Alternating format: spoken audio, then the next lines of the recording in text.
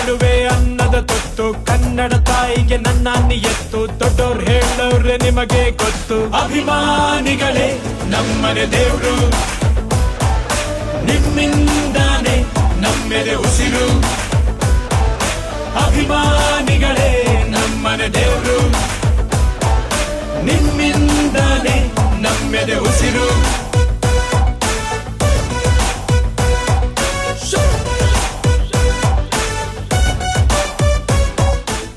ನೀವೆಲ್ಲರೂ ನನಗೆ ಸತತವಾಗಿ 3 ಬಾರಿ ಆಶೀರ್ವಾದ ಮಾಡಿಲ್ಲ ಅಂದ್ರೆ ಬಹುಶಃ ಈ ಒಂದು ಸರ್ಕಾರದ ಸಚಿವ ಪದವಿ ಖಂಡಿತವಾಗ್ಲೂ ಬರ್ತಿದ್ದಿಲ್ಲ ಅಂತ ಭಾವಿಸ್ತೇನೆ.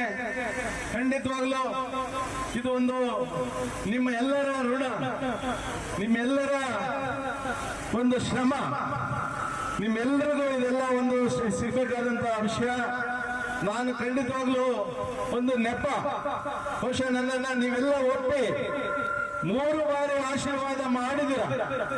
ನಾನು ಎಲ್ಲ ಮಾಡಿದ್ದೀನಿ ಅಂತಲ್ಲ, ಏನು ಸಾಧ್ಯನೋ ಅದನ್ನ ನಿಮಗೆ ಸರ್ಕಾರದಿಂದ ತಲುಪಿಸಂತ ಕೆಲಸ ಮಾಡಿದ್ದೀನಿ. ನೀವೆಲ್ಲರೂ ನನ್ನ ಮೇಲೆ ಅಭಿಮಾನವನ್ನು ಇಟ್ಟು ಇಲ್ಲಿ ಬಂದು ನಮ್ಮ ಕ್ಷೇತ್ರಕ್ಕೆ ನಮ್ಮ ಶಾಸಕರಿಗೆ ಸಚಿವ ಪದವಿ ಬಂದಿದೆ ಅಂತೇಳಿ ತಾವೆಲ್ಲರೂ ಬಂದು ತಮ್ಮಲ್ಲಿ ಏನೋ ಒಂದು ಮನೆಯಲ್ಲಿ ನಿಮ್ಮ ಮನೆ ಮಗ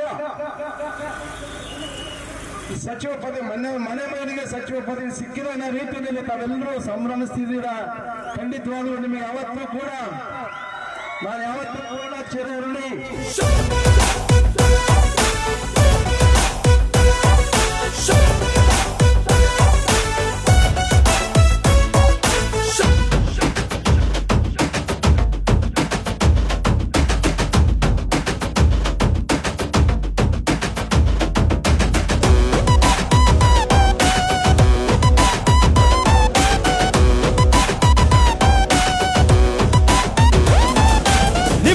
ಪೂಜಿಸುವ ಭಾಗ್ಯ ನನದು, ಯಾವತ್ತು ಕೈ ಮುಗಿವೆ ಮಾ ಸ್ವಾಮಿ.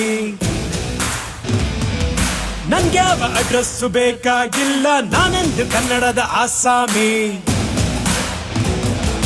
ತಂದೆಗೆ ತಕ್ಕ ಮಗನು, ಊರಿಗೂ ತಕ್ಕವನು, ಕಾಪಾಡಿ ನನ್ನ ನೀವೇ ನಾನಿನ್ನು ಚಿಕ್ಕವನು.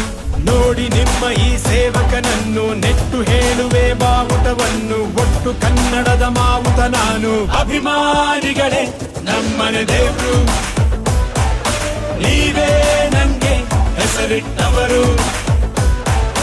ಅಭಿಮಾನಿಗಳೇ ನಮ್ಮನೆ ದೇವ್ರು.